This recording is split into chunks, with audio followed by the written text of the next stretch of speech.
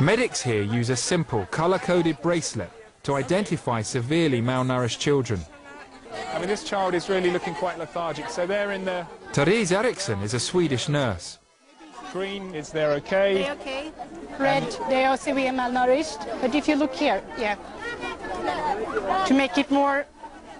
I mean, that's really... If you have a red one here, then you have a child with these circumferences of the arm. But you will actually get children with an upper arm of that size. Yeah, I will.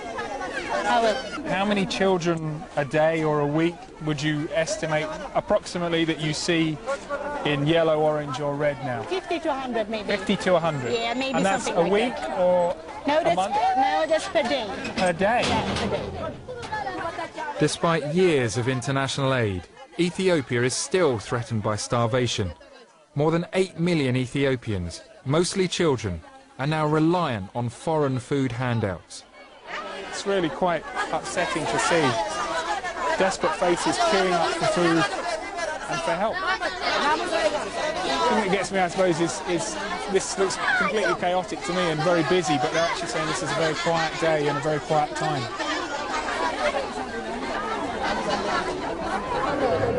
With thousands in this area suffering severe hunger, I met mothers seeking help.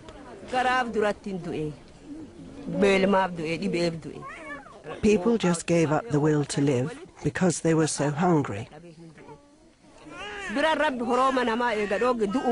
They've died in great numbers. We can't even bury the dead properly.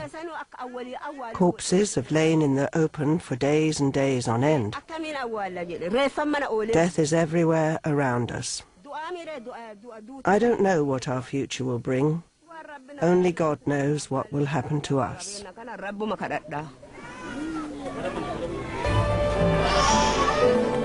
Severely malnourished children admitted to the MSF programme are given a high-energy food supplement called Plumpy Nut. So this is some sort of peanut-based nutritional food. One sachet equals 500 calories. Looks like peanut butter or something like that. High in calories and very helpful when a child is malnourished or severely malnourished. Yes. It sounds like it's a lifesaver. yeah, it is. Many children, though, require more than emergency rations. Do you have many patients in there at the moment? It's around 5-6 patients. Norwegian doctor Christina Ugervik treats the most acutely ill at MSF's local intensive care unit. This is the room where we keep the most critical ones. This little boy, he came yesterday. He has malaria and anemia.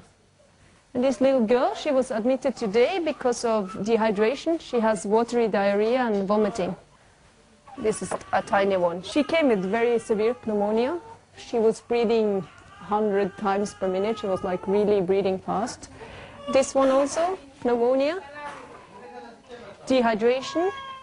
This child is very malnourished. Tiny little thing. Has it been difficult working here? Yeah, of course, and I mean, you see really terrible things, and for me, when I'm able to help, it's kind of rewarding, but sometimes you are not, and then it's really sad. Back in Norway, it's very rare that I see children die, but here, like, you lose children. You really try to treat with what you have, but sometimes it's not. You don't manage to rescue them, and it's hard. It's hard. The obvious cause of famine is a lack of food. But in Ethiopia, it's not that simple.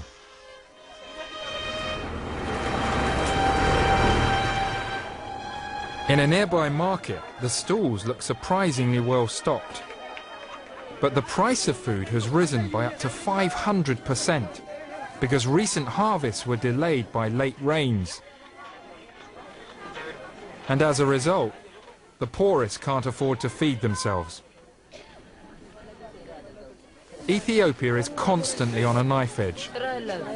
Even at the best of times, farmers here don't grow enough to feed everyone. So a simple change in weather patterns can threaten millions with hunger. The situation is made worse by the ever-growing population. Since the famine of the mid-1980s, the population of the country has more than doubled, and it's still increasing now at more than 2 million a year.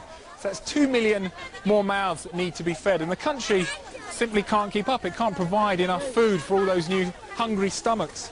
As we go forward and the population continues to increase, it does make me worry that Ethiopia's biggest tragedies could still lie ahead.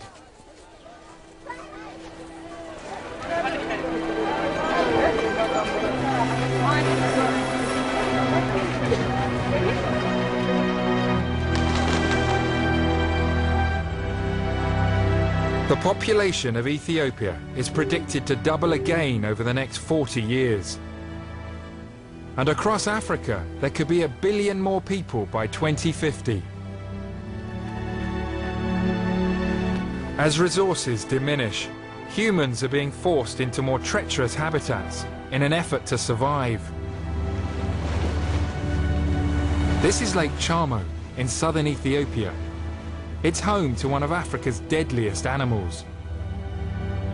Tanya set off in search of the Nile crocodile. These waters are some of the most crocodile infested in the whole of Africa. I'm hoping to find some crocodiles in what the locals call crocodile market. The banks of Lake Chamo are home to over 1,000 Nile crocodiles. They are the largest predators in Africa, growing up to 20 feet from nose to tail. Crocodiles thrive at Lake Chamo because there's plenty of food. But there's competition. Every day, hundreds of fishermen brave the waters to lay their nets. And amazingly, it's the crocodiles that have come off worst from these encounters between man and beast.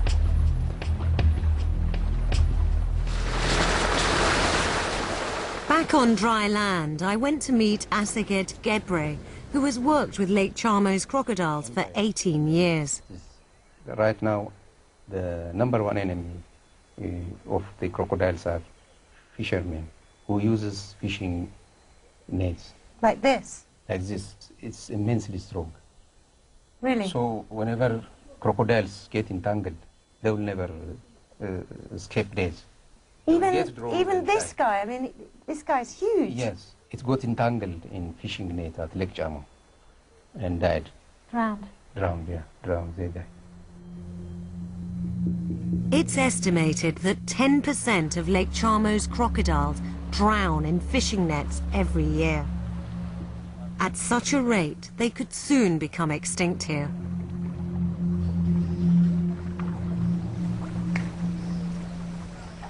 But they've come up with an unusual way to conserve crocodiles. Oh, look. They're everywhere. Aseged is the manager of Arbor Minch Crocodile Ranch. And it's feeding time. Of this age, we have got 2,228 crocodiles. They are 3 years old. Yeah, they are 3 years old. These guys are only little, but can they still do us serious harm? Yeah, they can. They But, can? they can't break your bone, I think. Yeah? But, We are safe up here, aren't we? Yes. This is primarily a commercial venture. Surprisingly, these crocodiles are reared for their valuable skins. They'll be sold for export as handbags, boots and belts, earning much-needed income. But a few will be lucky. Every 5 years or so, Aseged releases 500 young crocodiles into the wild. With sad irony, the future of these magnificent beasts may now rely on the followers of fashion prepared to wear crocodile skin.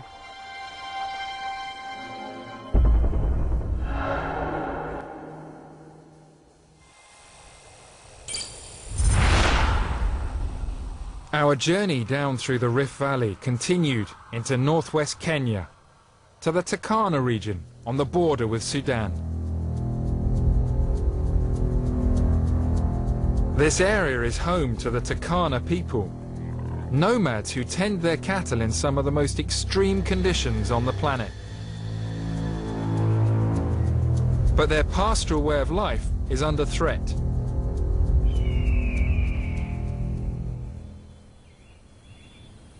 The problem is the changing global climate. There used to be a drought here roughly every 10 years. Now, thanks to climate change, the drought's happening every 4 years, and this is the result, a dried up riverbed. The search for water has driven many Turkana out of the countryside. They've abandoned their nomadic traditions to live in shanty areas on the edge of local towns, like nearby Lokichogio, now home to 35,000 Turkana. Peter Ngala is a government health worker. The livelihood of the Turkana people relies on their livestock. So when there is persistent drought and famine, there is no pasture, there is no water, so they lose a lot of their livestock. And as a measure to mitigate, you find they move to towns. The other main reason they move is cattle rustling. So old-fashioned cattle rustling? Yeah, almost every household has a gun. And every household? Almost. You see that guy? So you can see the guy that's carrying a Kalashnikov? That is meant to provide security for his cows. Right. Yeah, and to provide security for... So he's a shepherd with a Kalashnikov? That is true, that is true. Towns like Lokichogio are growing. 500,000 Turkana live in this region. But now 60% of them have sought refuge in places like this.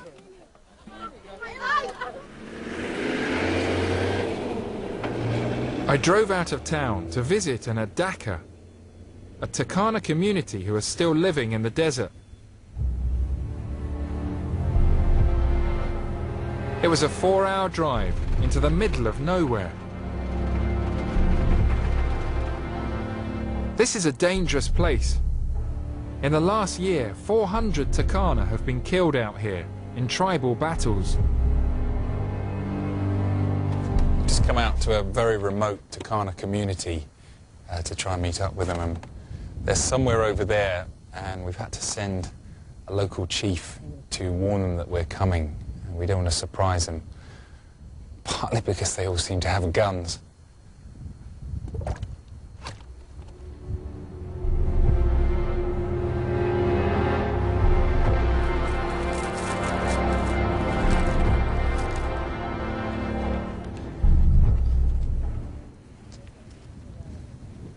So these are the men of the community.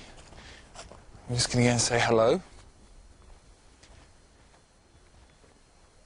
Ijoka.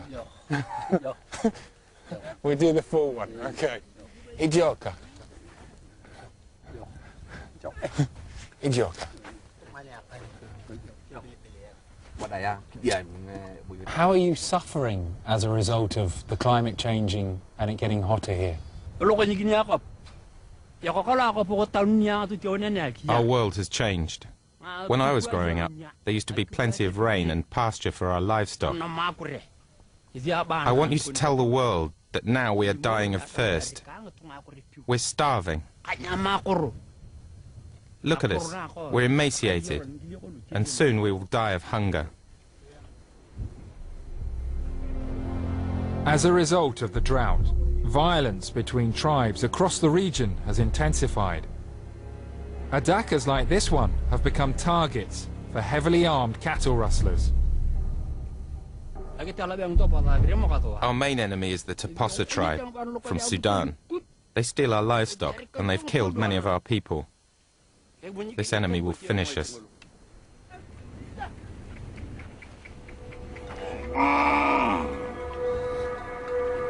This is a reservoir built by the charity Amref.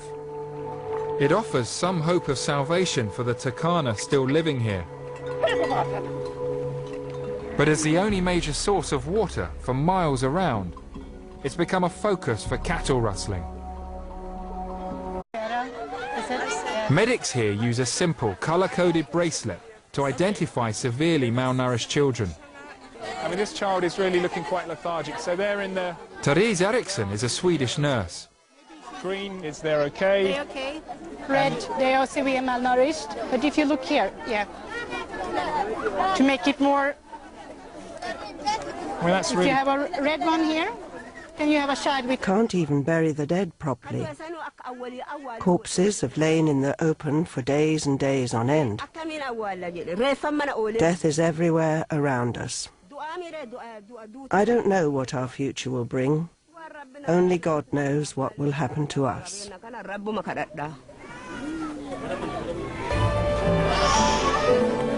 Severely malnourished children admitted to the MS. With thousands in this area suffering severe hunger, I met mothers seeking help.